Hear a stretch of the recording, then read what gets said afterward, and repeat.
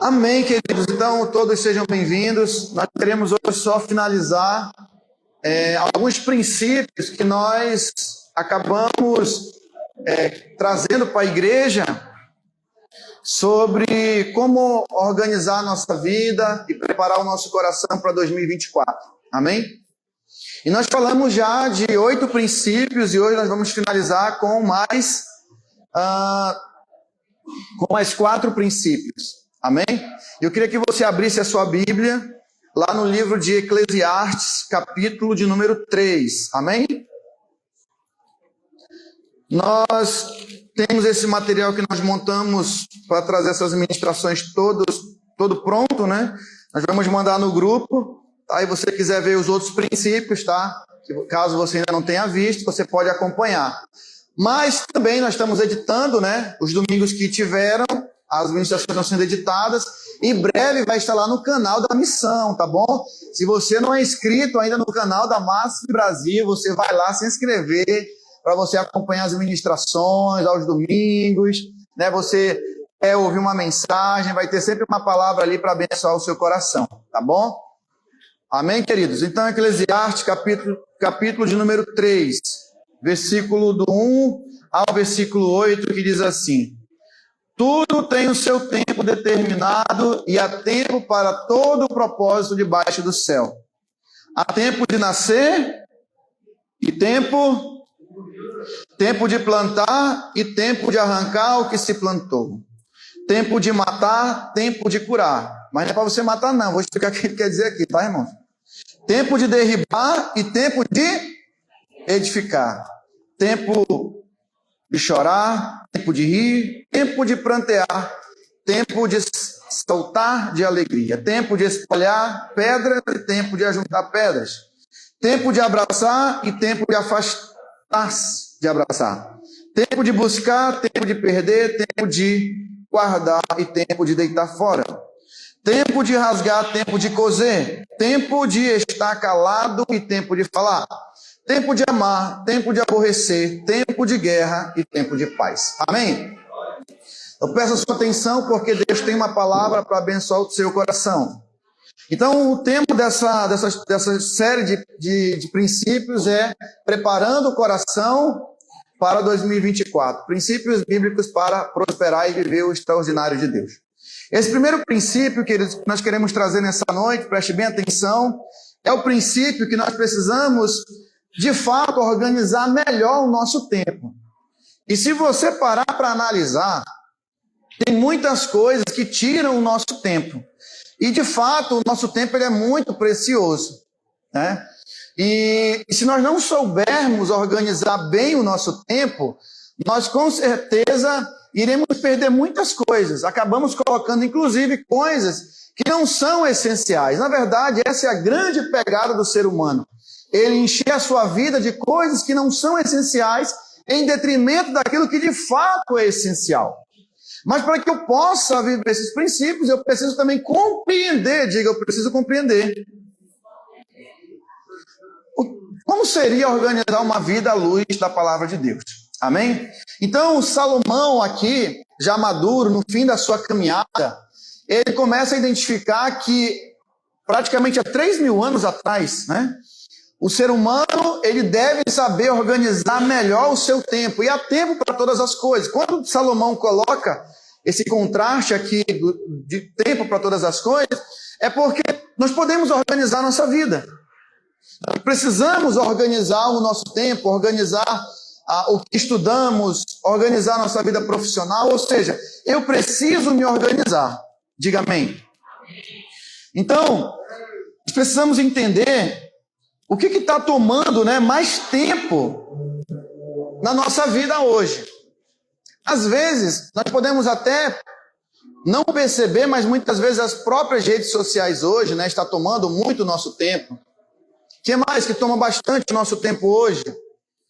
Né, a internet, de modo geral. E a gente começa a entrar numa situação de que aquilo que de fato é precioso, nós acabamos deixando de lado, e isso é um grande problema, porque nós que servimos a Deus, nós devemos prezar muito pelo tempo. Porque, e por que nós estamos falando sobre isso? Porque no livro de Eclesiastes, ele fala sobre ter uma vida que realmente ela tenha sentido. E o verdadeiro sentido é justamente dar valor para aquilo que Deus nos diz que devemos dar valor. Amém? Glória a Deus. Então eu digo para você, é importantíssimo dentro dessa organização do nosso tempo, aprendermos a desenvolver, diga assim, inteligência espiritual. E eu tenho aprendido que a inteligência espiritual, ela está à frente da própria inteligência emocional, porque sem inteligência espiritual, nós não vamos desenvolver a inteligência emocional. Porque quando eu desenvolvo a inteligência espiritual, eu estou me enchendo dos princípios que Deus deixou na pregação do reino dos céus. O amor, o perdão, a misericórdia, a graça. E quando eu estou cheio dessa vida espiritual, controlar as emoções é muito mais fácil. Ainda que doa. Mas se eu quiser fazer o contrário, apenas controlar o emocional sem ter inteligência espiritual, vai chegar um momento que eu não vou conseguir. Porque, por exemplo, como é que eu vou trabalhar o perdão no meu coração se eu não estou cheio do poder, da inteligência e da revelação espiritual? Eu vi uma pesquisa muito interessante de um doutor que ele fez sobre o que ele reuniu um grupo de pessoas, né, um grupo bem grande de pessoas, ele fez uma entrevista perguntando assim, o que nos ensinos de Jesus mais chamou a sua atenção? O que você pode destacar 5 ensinos de Jesus, citando versículos que foram fundamentais para a sua vida? E todo mundo começou a relatar. E pasme, quantos versículos você acha que tem na Bíblia? Vamos lá, mais ou menos. Mais de 30 mil versículos, mais ou menos, a Bíblia tem. Agora você imagina que pessoas citaram, basicamente, com muita propriedade, 5 princípios. Não vou falar aqui quais são, né? Mas falaram de 5 importantes, mas dentre eles estava o amor. Aí eu te pergunto, se você não estiver cheio do amor de Deus, você vai suportar uma pessoa chata? Não vai.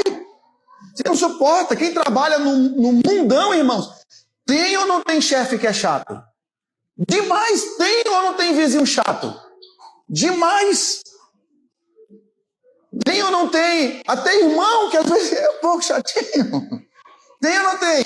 Tem. Porque a igreja não é o reino dos céus, irmãos. A igreja é produto do reino dos céus. Então estamos aqui no mesmo barco. Pessoas difíceis aprendendo a amar outros mais difíceis. Ou, por exemplo, eu digo, querido, você pode... Eu não sei o que você pensa a respeito de mim, mas uma coisa eu te falo. Você precisa me amar. Eu sei que é difícil. Eu tenho certeza disso. Mas você precisa me amar do meu jeito. E eu preciso amar você do jeito que você é. Às vezes nós vamos conversar para a gente tentar se ajeitar. Mas nós precisamos nos amar. Diga para esse irmão querido assim, você precisa me amar. Diga assim, eu sei que eu não sou fácil. Não, diga eu sei. Diga eu tenho certeza. Mas diga assim, você precisa me amar. E esse amor, queridos, não é o amor filéu. Não é filé não, irmão, não é filéu. Filéu é o de amizade, né? De irmandade, de irmão. E nem o amor eros, não é o amor sexual. Diga assim, é o amor ágape. O amor ágape, diga assim, eu preciso lhe amar com amor ágape. Você quer falar alguma coisa comigo? Amor ágape. O que é o amor ágape? O amor ágape é o amor que Deus tem por cada um de nós. Eu te pergunto, somos ou não somos chatos com o nosso Deus? Demais! Ele olha assim, quantas vezes eu já falei para esse abençoado? Mas Deus põe o amor e nos ama apesar dos nossos defeitos. Diga amém. Então diga assim, eu preciso desenvolver inteligência espiritual. Amém? Queridos, o nosso lar, ele deve ser um lugar de paz, de amor e de união. Se o seu lar não tem vivido isso, eu peço que você lute por isso. Irmãos, nós precisamos, no mundo a gente passa tantas lutas, tantas dificuldades, mas em casa nós precisamos ter o quê? Amor, paz e união. A esposa fala assim, vem pegar isso aqui para mim. Aí você fala, de novo, não, você vai dizer assim, claro, meu amor, eu vou. Você vai ter paciência. E aí, sabe onde você está desenvolvendo o amor ágape? Dentro de casa. É assim que funciona. Como nossa apóstola diz, né? É o nosso esmeril. Olha só que coisa interessante. O livro de Provérbios, evangelista Sidney, ele fala muito sobre a sabedoria. Mas o livro de Eclesiastes, ele fala de uma sabedoria que é colocada de fato na prática. Quem está entendendo? Porque a gente pode muitas vezes se encher de sabedoria, mas não ser sábio na prática. Uma certa vez eu ouvi uma história de uma mulher muito graduada, com várias pós-graduações, uma série de coisas e tal. Aí ela foi querer provar um pastor que não tinha nem terminado ainda o ensino fundamental, né? Ela fala bem assim, eu sei falar 5 línguas. Aí ele fala assim, eu também conheço 5 línguas. É mesmo? Aí ele falou, língua de boi, língua de ovelha, língua de ser humano. Ou seja, a pessoa às vezes quer ser sábia no conhecimento, mas aquele que tem às vezes uma sabedoria prática. Então o livro de Eclesiastes ele fala muito de você aprender também com a vida. Por isso, irmãos, quanto mais a gente envelhece, mais a gente tem que ser sábio. Você sabia disso? É inadmissível uma pessoa, irmão, de idade envelhecer sem sabedoria. Porque ela não precisa ter feito uma faculdade, porque a vida é o quê? É uma escola. Se você não aprender com a vida, irmãos, aí fica difícil. A faculdade não vai ensinar. Amém? Tem coisas que nós vamos aprender na faculdade da vida. Porque você já experimentou e viu que não dá certo, né? Então vamos prosseguir aqui para caminhar para o nosso final aqui. Olha só. O livro de Eclesiastes nos diz para que não sejamos amantes de nós mesmos. Sim ou não? Nós não podemos ser amantes de nós mesmos. Tudo é para mim, é só para mim. Não, eu tenho que partilhar. Mas olha que coisa interessante. Se nós queremos organizar, e esse é um princípio que nós estamos falando hoje, organizar melhor o nosso tempo, o que nós vamos fazer? Nós precisamos nos envolver com a programação da igreja. Amém? Precisamos nos envolver com as coisas da igreja. Precisamos aprender uns com os outros, com a liderança. Diga amém. Bom, olha que coisa interessante aqui. O livro de Eclesiastes vai nos motivar a nós valorizarmos, de fato, aquilo que tem valor. Por exemplo, nós devemos juntar tesouros não somente na terra, mas muito mais aonde?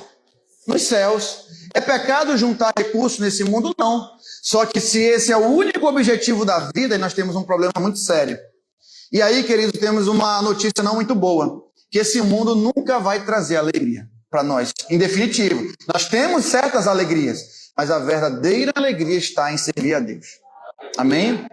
Porque o ser humano é falho, as pessoas vão falhar, vai ter crises econômicas, mas aqueles que estão firmados no Senhor e na sua palavra, eles vão poder vencer essas questões.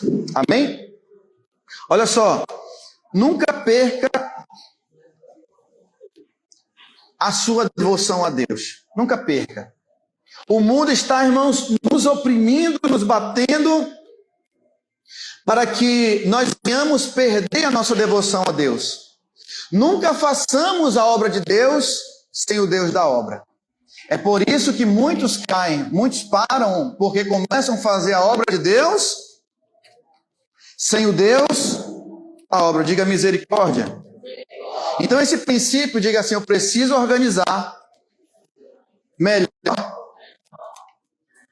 o meu tempo. Diga assim, funciona. Pensa um pouquinho aí, como é que é a tua rotina? Você consegue acordar um pouco mais cedo, orar, ter a sua leitura da palavra? Essa primeira dimensão que eu quero trazer para você hoje é a dimensão da organização do nosso tempo. E sabe quem vai organizar isso? Diga assim, sou eu mesmo. Deus não vai descer e organizar o tempo para você, porque tem coisas. Sabe que muitas vezes nós acabamos nos frustrando com Deus, porque nós temos um entendimento muito errado de Deus. Nós achamos que Deus vai fazer aquilo que é para nós fazermos. a organizar o tempo. Eu posso até pedir, Espírito Santo, me ajuda a acordar cedo, me dá força. Aí é uma coisa. Mas quem vai sentar lá, minha pastora Terezinha, organizar, ler a palavra, diga assim, sou eu. E aí, queridos, aqui é um grande segredo. Irmãos, eu não estou me exaltando, não, estou falando com muita humildade aqui. Eu procuro, irmãos, todo dia ler a palavra de Deus, todo dia. E falo para vocês que tem dias que eu acordo assim, sem um pingo de vontade de ler.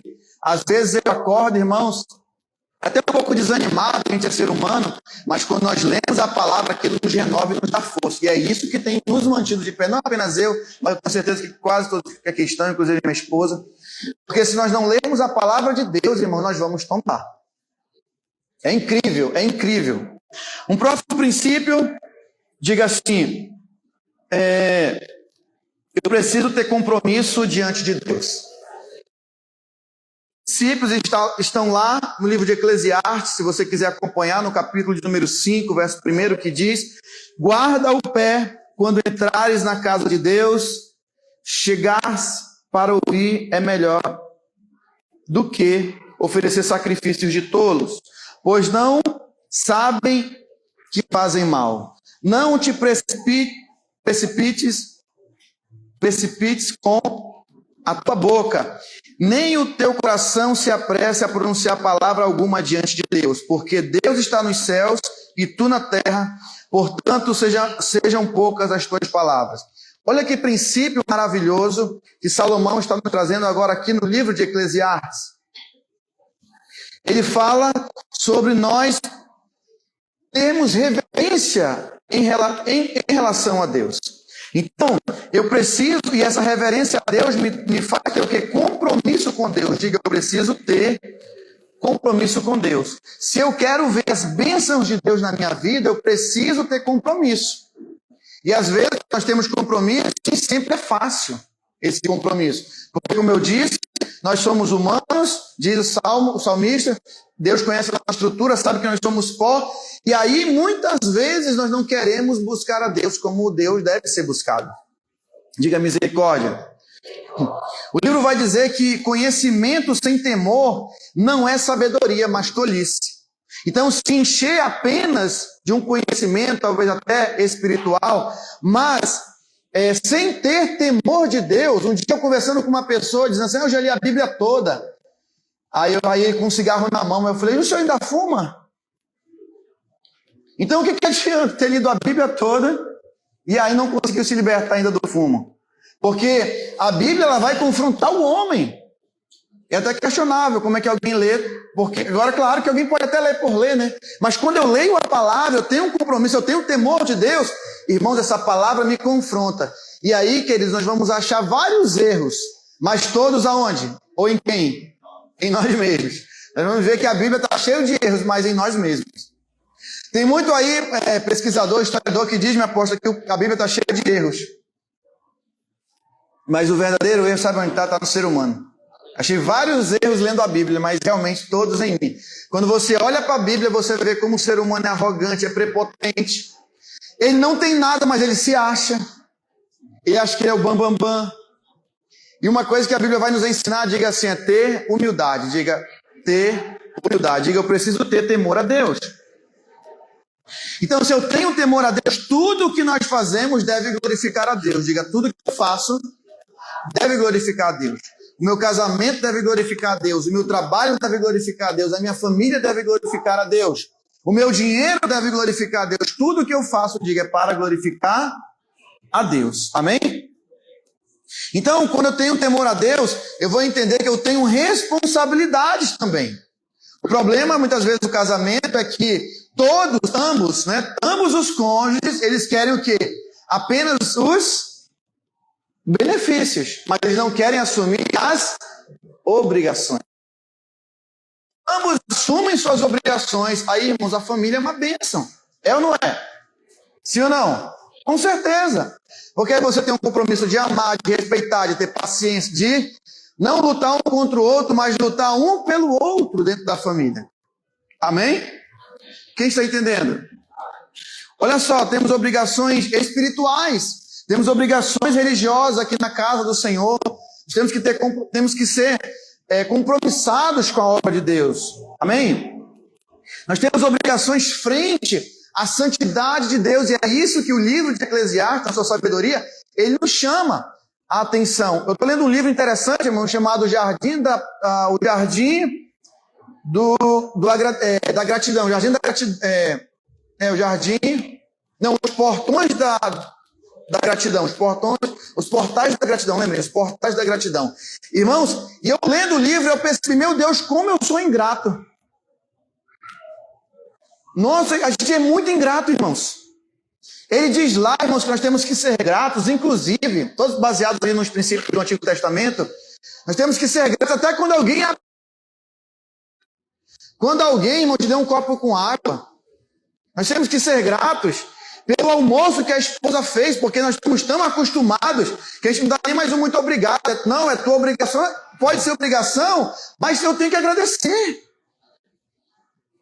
Ele tem um trecho lá do livro que ele fala lá, meu apóstolo, uma coisa bem interessante, que é quando um rapaz chega em um local e ele agradece pela pessoa que abriu a porta para ele ali, sorridente, ele agradeceu a Deus. Aí vem um negócio na cabeça dele, ele falou, não, mas isso é obrigação dessa pessoa. Se ele trabalha aí, tem que abrir mais a porta, que ele veio no coração dele. Quando foi no outro dia, o cara deu um esporro nele. Aí aqui veio no coração dele, tá vendo? Como você murmurou, porque não quis ser grato por aquilo que aconteceu. Então, nós precisamos ser gratos por tudo, irmãos. Tudo, tudo, tudo. O ser humano tem, irmãos, uma profunda raiz de ingratidão. E diga assim, nós precisamos agradecer, nós precisamos ser gratos. Grato pelos filhos, grato pela mãe, pela esposa, por tudo. Tudo aquilo que é de bom, irmãos, temos que ser gratos. E até aquilo também que talvez não foi aparentemente uma bênção, mas depois de você entender que aquilo lá na frente se tornou uma bênção na sua vida. Diga, eu preciso ser muito grato a Deus. Então diga assim, eu preciso também ter disciplina quanto à minha vida devocional. Eu tenho que ter consciência de que eu não estou sozinho. Deus sempre está presente. Ei, deixa eu te falar. A rede social, ninguém está vendo. Mas deixa eu te falar uma coisa. Os olhos do guarda de Sião não dormem. Cuidado com o que você está vendo. Cuidado com o que você posta. Jesus falou que a boca fala do que está cheio. Aí deixa eu fazer aqui, usar as mesmas palavras de Jesus, só que fazendo aplicação em outro contexto. Os seus olhos também veem aquilo que o seu coração está cheio. E você compartilha aquilo que o seu coração também está cheio. Aquilo que você posta, você está mostrando o que está no seu coração. O seu status fala do que está cheio do seu coração. Aí o irmão põe lá. Quem me viu passar na prova e não me ajudou, tu veio na bênção se arrepender. Aí eu falei, vai recalcado. É o recalcado gospel, vai lá. Bota as fasezinhas de efeito, todo. Vi uma irmã uma vez postando, bem assim, disseram que eu estava mal. Olha como eu estou mal, ela estava numa rede na praia. Eu falei, vai recalcado. Só o sangue de Jesus. Olha só, nós devemos viver sempre com uma perspectiva de propósito. Se nós perdermos o senso de propósito, nossa vida vai se arruinando. E aqui mais um princípio, irmão, eu estou aqui já bem no final mesmo. Lance o pão sobre as águas. Aí em Eclesiastes, capítulo de número 11, versículo 1, 2 e 3, que diz, lança o teu pão sobre as águas, porque depois de muitos dias o achará. Reparte com 7, ainda com 8, porque não sabes que mal sobrevirá à terra. Estando as nuvens cheias, derramam aguaceiros sobre a terra, caindo a árvore para o sul ou para o norte. No lugar em que cair, aí ficará. Diga assim, eu preciso lançar o pão sobre as águas. O que é lançar o pão sobre as águas? É entender que você deve viver dentro dessa perspectiva de propósito. Você não vai deixar de congregar porque está passando problema. Você não vai abandonar a igreja porque você está passando problema. Todo mundo passa problema, irmãos. Enquanto nós não entendemos isso, que estamos vivos, vamos passar problemas. Isso não tem nada a ver ser ou não abençoado. Não tem nada a ver com isso. Irmãos, até para nós nascermos, alguém sofreu. E quem sofreu para você nascer? Quem sofreu? Nossa mãe. Ou você simplesmente chegou lá e ela saiu. Que legal. Não, ela sofreu, irmão, a gestação inteira. A mãe diz que eu estava atravessando, irmãos. Ela dormia sentada, olha, dando trabalho, irmão. Só o sangue.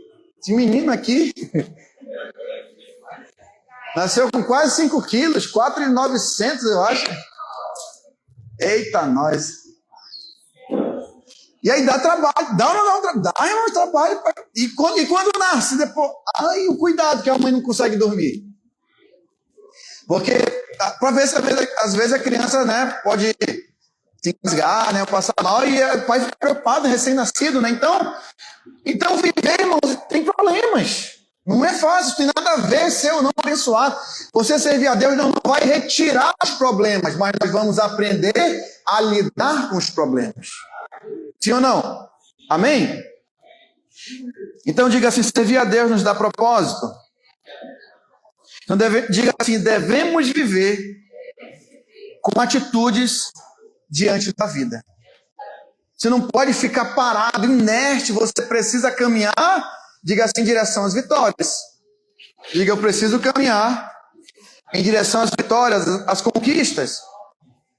Que eu não posso ser passivo diante da vida. Está acontecendo, deixa assim mesmo. Irmão, você está na sua casa lá, zere pela sua casa, cuide. Não deixe aquela louça girar semanas lá em cima, não. Não, eu estou falando uma coisa que pode ser engraçado, mas é a realidade. Não deixe, porque você precisa ter esse cuidado. Às vezes, faça esse compromisso, não deixo mais as louças sujas. Teve uma pessoa que queria trocar a camisa, não queria a camisa branca, né? Ele disse que suja, né? Aí eu falei, irmão, mas tem sabão. Tem sabão. O ser humano não é só graça, né? Tem sabão, irmão. Simples assim. Lavar, deixar de molho, sabão de coco, né? Resolve. Mas diga assim, eu não vou ser passivo. Querido, aquela roupa que está entulhando lá no guarda-roupa, arrume. É sério. Irmão, bote um cheirinho no banheiro, irmão. Não deixa aquele banheiro cheio de crosta lá, não. Deixa limpinho. Vai ver os demônios tudo voando. Irmão, tem sujeira, o demônio ele pinta e bota. Diga misericórdia, Jesus. Diga que eu preciso viver com fé e esperança. Resolva o seu passado, querido. Resolva o seu passado e viva o presente. Pois isso determinará o seu futuro. Aí, beleza, passou, aconteceu, resolve logo e vive o presente, caminhando para o futuro. Amém? Resolva o seu passado. Mas, para a gente finalizar, faça escolhas responsáveis, assuma as consequências. Quer namorar? Ei, mas tu vai trabalhar, caboclo, para sustentar ela.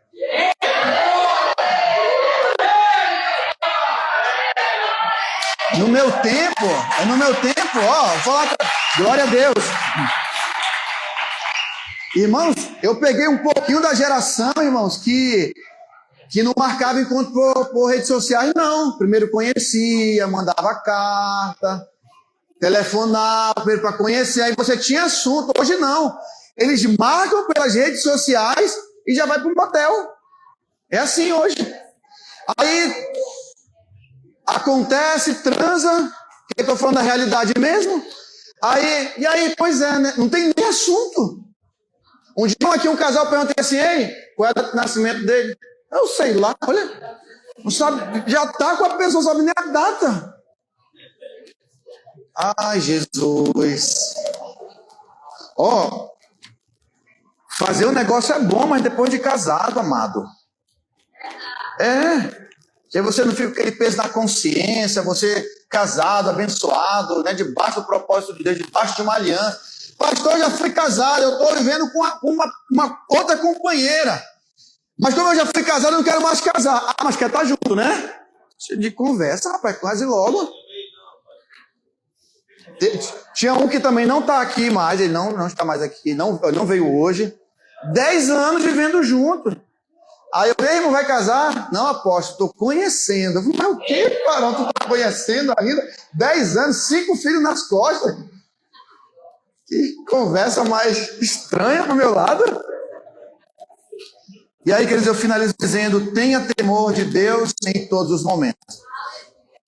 Minha bispa Salomão termina o livro de Eclesiastes dizendo, minha apóstola, não adianta eu fazer tudo nessa vida, minha apóstola, minha pastora Terezinha, meu pastor Denir, tudo nessa vida. Trabalhar, ganhar dinheiro, ter isso, ter aquilo, se eu não tiver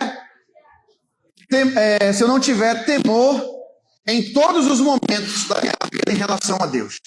Olha, tem pessoas que estão colhendo o que plantaram, mas não querem encarar as consequências. A nossa vida, ela é feita de escolhas. E é automático, tá? Você plantou hoje, já começa a colher. Tudo que você planta, você vai colher. Por isso, quando alguém te ofender, revide com amor. Você pode até receber ofensa naquele momento, mas a inteligência espiritual vai promover você. Não vá para a carne, não. Estou lhe dizendo, se encha de Jesus. Amém? Salomão diz isso no capítulo 12 de Eclesiastes, verso 1. Lembra-te do teu Criador nos dias da tua mocidade, antes que venham os maus dias e cheguem anos, os quais dirás, não tenho neles prazer. Antes que se escureçam o sol, a lua e as estrelas do esplendor da tua vida e tornem a vir as nuvens depois do aguaceiro. No dia em que tremerem os guardas da casa os teus braços e se curvarem os homens noutrora fortes, as tuas pernas e cessarem os teus moedores da boca, por já serem poucos, e se escurecerem os teus olhos nas janelas. Então Salomão está dizendo o seguinte, olha, tu vai esperar se quebrar toda uma vida para cair a ficha que nós não somos nada. Ele vai dizer, olha, lembra do teu Criador no tempo da tua mocidade. Essa história, conversa, irmãos do mundo. Estou muito novo para servir a Deus. Não, tu já está velho demais. É atrasado. Vem logo para Jesus. Apóstolo, eu vim atrasado, mas se você veio, glória a Deus. Vamos que vamos. Amém? Então não deixe a vida passar, porque você pode perder muitas coisas, né? Mas, querido, quando você volta também, Jesus vai trazer tudo novo de novo. Ele faz tudo novo. Mas volte, não espere. O que Salomão está dizendo é que nós não podemos viver achando que Deus não existe, sem ter o temor de Deus. E muitas coisas no nosso dia a dia vão trabalhar, irmãos, para nós esquecermos de Deus. Vai ou não vai? Vai sim, muitas coisas vão acontecer para que você esqueça de Deus. E eu quero dizer para você também, cuide do seu corpo. Faça um bom uso dele para a glória de Deus. Não coma que nem um desesperado, não. Eu já comi, irmãos. É pecado. Eu pequei, irmãos, esse dia 24 eu pequei, irmãos.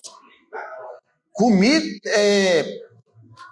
aquele pirarucu abençoado, irmãos, com farinha do arinim, olha. E lasanha, comi bem, aí depois fui para um aniversário de 15 anos, comi um pouquinho lá, depois fui para outra confraternização, comi, aí eu falei, meu Deus, pequei, Senhor, me perdoa. E aí no outro dia eu nem comi, irmãos, direito, porque eu estava cheio ainda. Mas aí foi, não, tem que maneirar. E você, Deus não vai descer e dizer assim, você precisa quebrar uns quilinhos aí. Não, nós precisamos comer com sabedoria. Irmão, se Deus proveu aquela comida do dia 24, o RO está garantido, não se preocupa. Vai dar tudo certo no dia 25, no dia 26, calma. Não acaba tudo, não. Não é verdade? O que mais? Eu preciso também fazer atividades, né? Eu preciso exercitar o meu corpo. Você sabia que um dos grandes problemas da saúde é o sedentarismo? O nosso corpo é uma máquina, a gente precisa estar em atividade, né? Cuidando bem do corpo. Amém, queridos? Então, queridos, é isso. Eu deixo esses princípios. Não foi bem uma pregação, foi mais uma palavra de orientação para a sua vida. Amém? Eu quis trazer esses princípios porque nós precisamos sempre recapitular esses princípios. E quando eu tenho temor, irmãos, eu cuido bem do meu corpo, eu cuido bem da minha família. Eu vivo com a esperança na eternidade. Eu falava lá no Ministério Apostólico, Rebanho Renovo, lá do apóstolo Marcos, e eu finalizo com essa palavra. Olha que coisa maravilhosa. Não sei se já caiu a sua ficha, mas todos nós um dia vamos morrer. Alguém ainda não caiu essa ficha, não? Você sabia que um dia você vai morrer? Eu também vou morrer. É um negócio meio louco, né, de se pensar. A gente está vivo, não passa nem pela cabeça, mas um dia nós vamos morrer. Só que a questão não é morrer. A questão é saber para onde iremos. E é aqui que o tribunal está funcionando. E eu digo para você, o que você está fazendo da sua vida hoje? Porque o que você está plantando hoje é o que nós vamos colher na eternidade. Deus tem o melhor para você. Jesus não tem como ter sido criado pela imaginação do homem. A sabedoria de Jesus, ela não cabe no intelecto do ser humano. O ser humano, naturalmente, irmãos, ele briga, ele faz as coisas na hora como a gente fala. Mas Jesus não, ele fala assim, olha, você tem que agir assim, assim, dessa forma, tenha domínio próprio, tenha inteligência espiritual, viva o amor, viva o perdão, a misericórdia, a santidade, a disciplina, uma vida de oração, uma vida de leitura da palavra. Querido, eu digo para você, quem vive isso, vive alegre, em paz. O diabo um dia falou para mim, dar uma voadeira do andame lá na vizinha, irmão, lá perto de casa.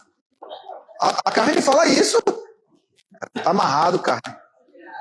Eu vou dar um bolo para ela, um presente, né? Para mostrar que Jesus é mais na nossa vida, né? O Espírito Santo falou assim, compra uma garrafa e dá para ela uma garrafa térmica. Amém, queridos? Nós pagamos o mal com o bem. Amém? E aí vai dar bem. Você vai viver bem. Quem quer ser feliz aí? Felicidade não é a ausência de problemas, mas é saber que Deus está no controle e você sabe como agir no meio dos problemas.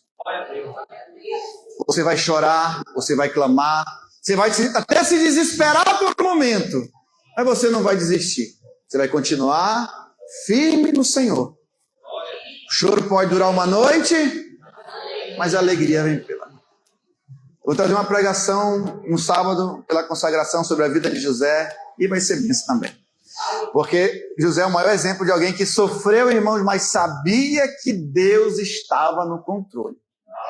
Amém? Então vamos nos pôr de pé para nós orarmos. A gente está liberado para o nosso jantar. Amém? Quero louvar a Deus pela sua vida, por você se dispor a estar nessa noite, nesse lugar. Como eu disse, não era uma pregação, mas uma palavra de instrução para a sua vida, em tópico, para que você possa ter um direcionamento. Eu vou mandar esse material para você aqui, eu vou editar, vou colocar no grupo. Se você quiser, manda para mim. Me manda oi no WhatsApp, que eu encaminho para você dar uma revisada, uma lida. Passei os 3 domingos de dezembro ali, montando ali, colocando só um resumo mesmo, só para dar uma direção aqui, tá? E você vai prosperar, vai viver o melhor de Deus, mas debaixo de princípios. Amém?